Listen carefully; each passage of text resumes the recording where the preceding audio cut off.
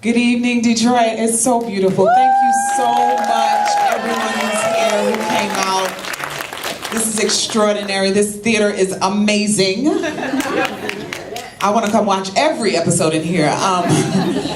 But I got a call from Reggie Rock, and I gotta say, like, I was in bed. I was in bed. It was the middle of the afternoon. And that had sort of become sort of a normal space for me at the time. It was at the top of the year, around the top of the year.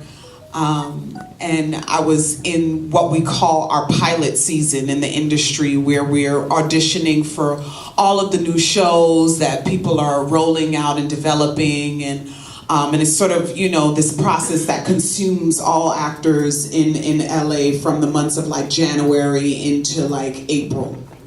And none of the content was inspiring for me. None of the content was resonating for me. But there's this thing that you feel like you have to book a pilot, or else, you know, you're not worth anything, or you're not hireable. And so here I was, and what was happening in the world was happening in the world, and my heart with every happening was breaking more and more and more.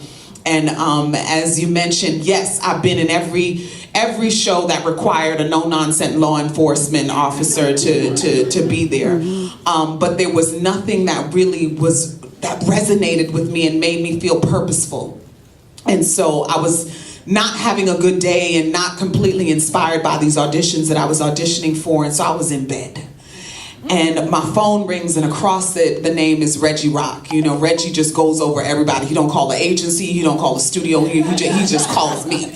And so Reggie calls me and he said, Aisha, we're developing this project, and we've been auditioning. And I knew about the project because I'm in constant contact with the Bythewoods. They're like family to me. And so we had been talking, and so I knew what was happening, and I, you know, gave them all the congratulations about the project and wished them well. And, you know, and I knew that if there was something for me to do, that they would have told me, you know, there's something we want you to do. And if there wasn't, then we wouldn't be having a conversation. And so it wasn't necessary for me to like, is there something for me to do or no? So Reggie calls and he said, we have this project, and, you know, we've been auditioning the role of the pastor because we wrote it as a man. But we thought about it and we wanted to flip it. And so we wanted to make it a woman, and we didn't go any further with the thought. After we decided we wanted to make it a woman, you were the second phone call that was made, that, you know, it had to be you. And I was like, absolutely, Reggie. And the thing about it is that I feel like sometimes the work comes and reaches for you right where you are. Because at that moment, like, I had been praying that God would present me with an opportunity where I can now use my art in a way that would honor him, in a way that would speak to what was happening in the world, in a way that would heal my broken heart, you know, that I was feeling for everything that was happening in the world. And so here was this project that would demand that I go deeper into my faith in order to become this pastor. And so I was like, are you kidding me? And so this thing came and reached for me in my bed, pulled me up, sat me up in my bed, and ordered me to hit the ground running and get into the trenches. And so I was so honored that they entrusted me with this responsibility, you know, and I thought that it was a beautiful thing that they changed the sex of this character from a man to a woman, because I think there's something special about what women do in terms of being able to carry, you know. And so here was this woman who I perceive as carrying the burden for her community and for her congregation.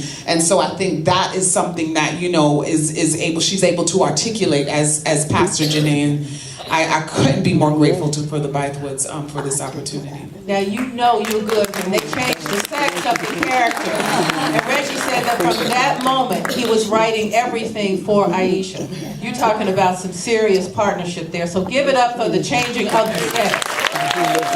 This is no longer a role for a man. This was a role for her. Not just a woman, but for her. And you did it. I mean, you just, all of that.